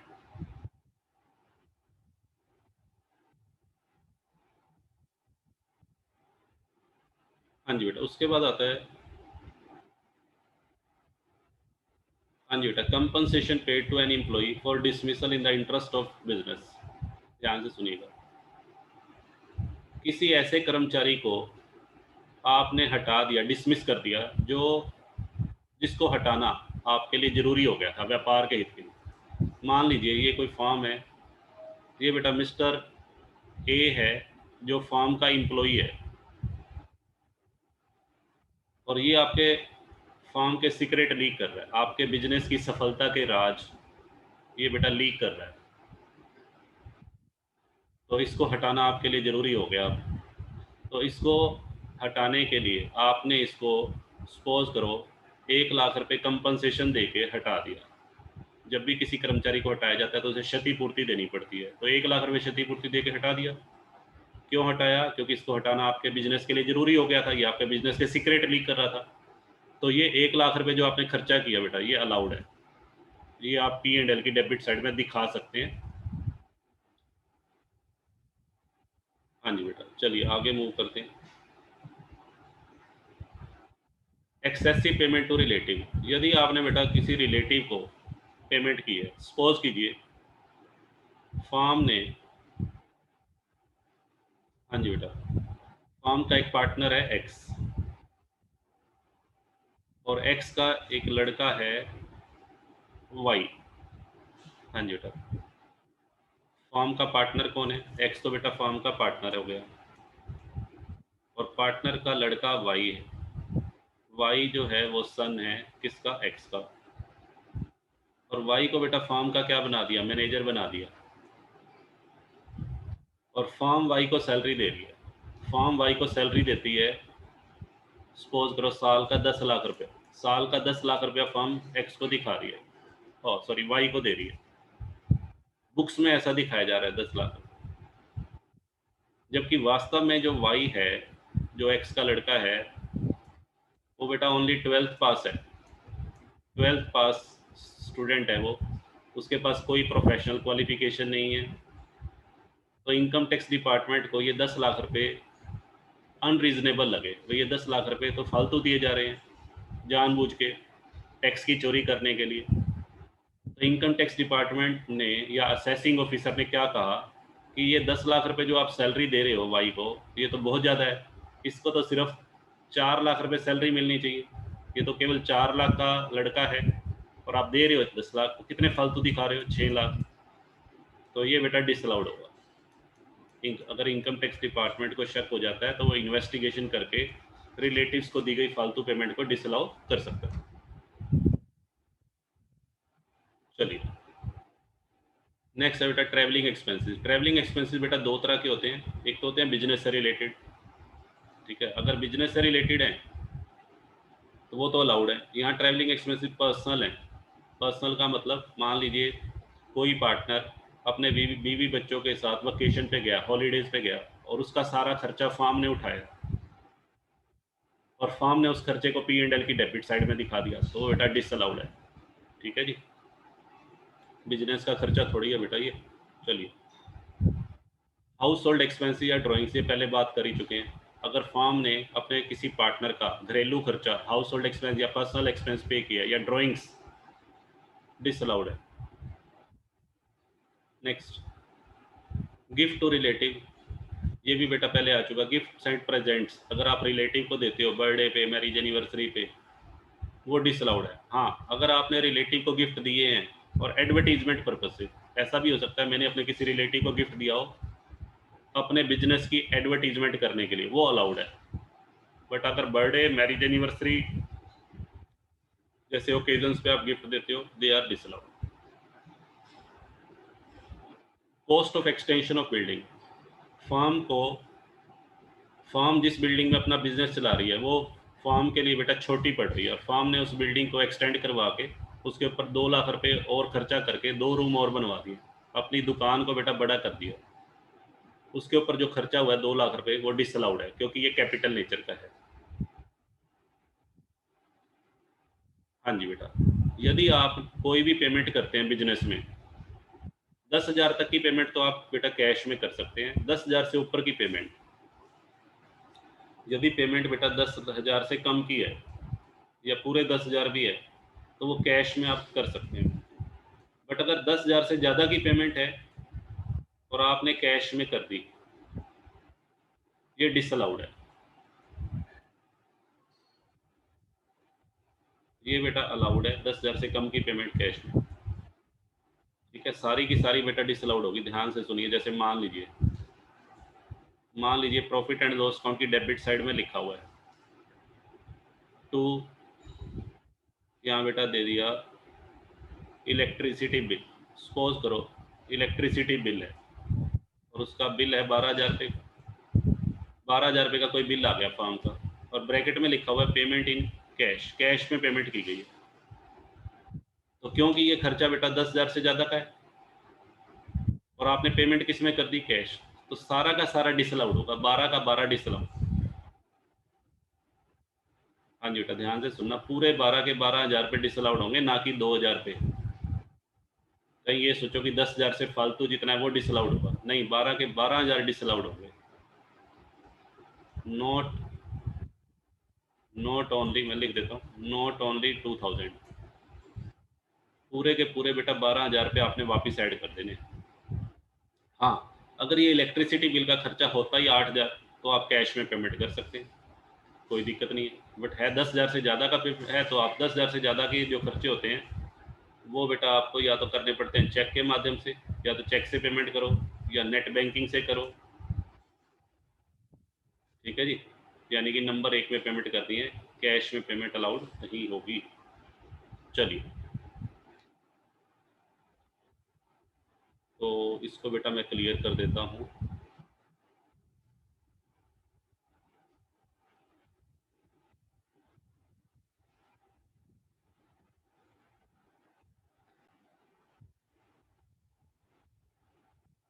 हाँ जी बेटा, तो आज की क्लास को बेटा यहीं ओवर करते हैं। तो आज की क्लास में बेटा आपको क्या सिखाया गया, डिसअलाउड एक्सपेंसेस, कौन कौन से खर्चे डिसअलाउड हैं। तो नेक्स्ट क्लास में बेटा मैं आपको बताऊंगा ऐसे खर्चे जो अलाउड हैं वो कौन कौन से हैं। ठीक है, तो चलिए इसको बेटा रिवाइज कर लीजिएगा, नोट्स बना लीजिएगा। Bye bye.